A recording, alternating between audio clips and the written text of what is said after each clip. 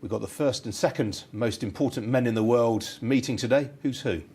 Well, Xi Jinping and Donald Trump have had very icy start since the election of Donald Trump.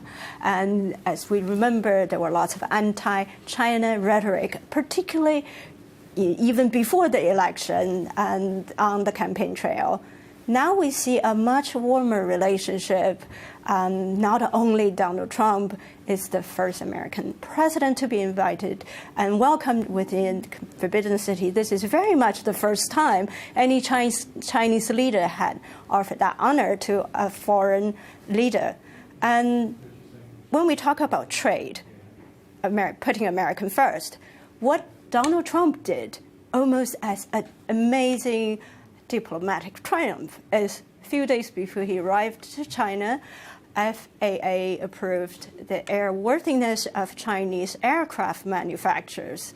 So now the Chinese aircrafts and parts will be able to be sold within the U.S. as well as to other countries around the world. That is something extremely significant on the trade side. That's something China has wanted for a long time. It's a milestone. Right, to have that approved. Well, we can bring in now Richard McGregor. He's former Washington bureau chief for the Financial Times and author of a new book, Asia's Reckoning, China, Japan and the Fate of US Power in the Pacific. So, Richard, Diane just talking us through some of the trade deals that have been struck today. They aren't going to make any meaningful difference to the trade imbalances between America and China, though, are they?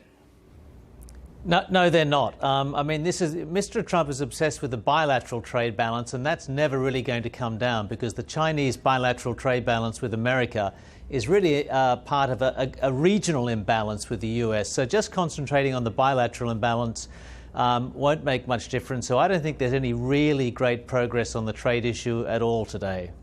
I mean, Donald Trump's made some pretty blood-curdling threats to China in the past, threatening retaliation against China if they don't mend their ways in terms of trade practices. Do you think he's going to rein back on those, or is that threat still live, Richard?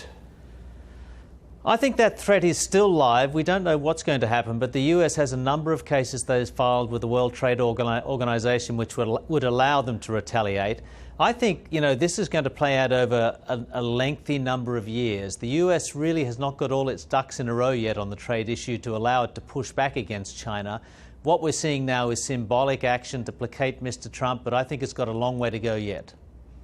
Diane, do you think that Donald Trump may soften some of his trade demands if Mr. Xi agrees to help him out in terms of reining in North Korea?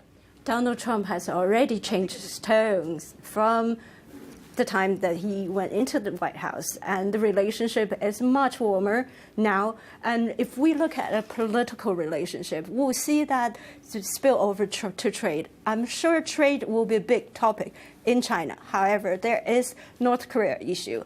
And there's also the political bilateral relationship between the two, so the first and second largest economy in the world. We've heard a lot less of anti-China rhetoric from the camp, the Donald Trump camp. And I believe that trade will be a topic, but the tone will be much more cooperative. All right, Richard. Previous presidential visits to China have invariably involved visits to human rights leaders. Mr. Trump isn't doing that. No, he's not. I think there's a couple of things to say on that. I don't think he's particularly interested in the issue. It's not high on his personal agenda. And I think over time, of course, the US has taken, human rights has been less front and centre of the relationship, largely in many respects, because the US has little leverage on the issue. They didn't have much leverage when they were a much more powerful country than China. They probably have even less leverage now. And I think that explains the absence of that on this trip so far. All right, Richard McGregor in Washington, Diane Wei Liang here in London. Thanks both for joining me.